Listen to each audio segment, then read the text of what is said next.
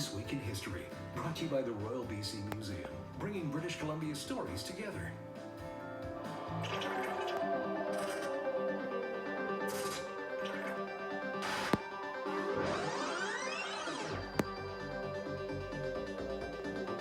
As the Royal BC Museum undergoes some major changes, we thought we'd revisit a story from 30 years ago when the museum was once again trying out some new things, including an exhibit that roared into the capital. CHEK's Philip Campbell had the story back in November of 1993.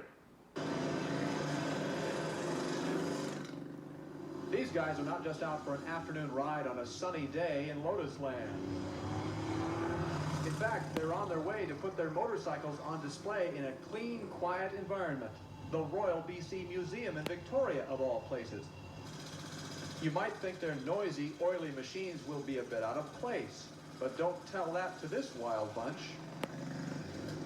I like the restoration part of it. I like all aspects of it, to tell you the truth. I like riding them. I like rebuilding them, fixing them.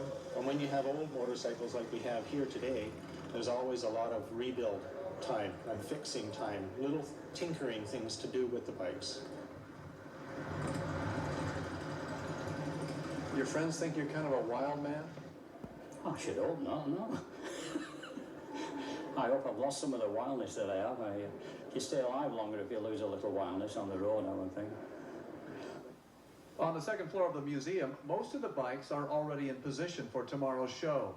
From turn-of-the-century motorcycles to the 1993 models, about 100 in all, ranging in value from $250 to $25,000.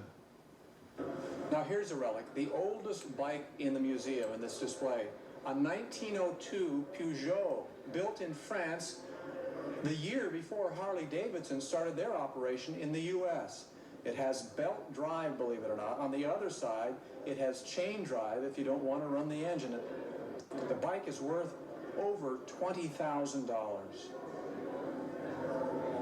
Many of the owners have restored the bikes themselves, and it isn't just a young man's hobby. Man used to go to work on all the time, and I went past my house every day, and it's so quiet, if you weren't looking, you wouldn't know he's going by, you know. You fell in love with it, or what? Well, I never thought I'd ever own it until years later, and he finally got an MG car. Officials admit this isn't the kind of exhibit you'd expect from a museum in a capital city, but the times they are a-changin'.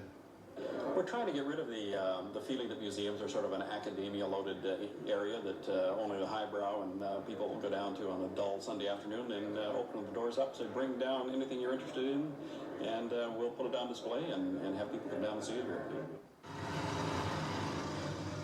As for the guys who were on their way to the museum earlier, they were last seen heading west on Dallas Road, collecting bugs on their front teeth.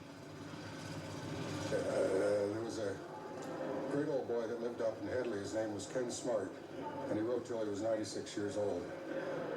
And I have his old motorcycle, and I hope to be able to ride that until if I last anywhere near that, I'll be riding it. Philip Campbell, CHEK 6 News, Beacon Hill Park. Island Rewind is brought to you by Arbutus RV. Whatever your adventure, 6 island locations to serve you.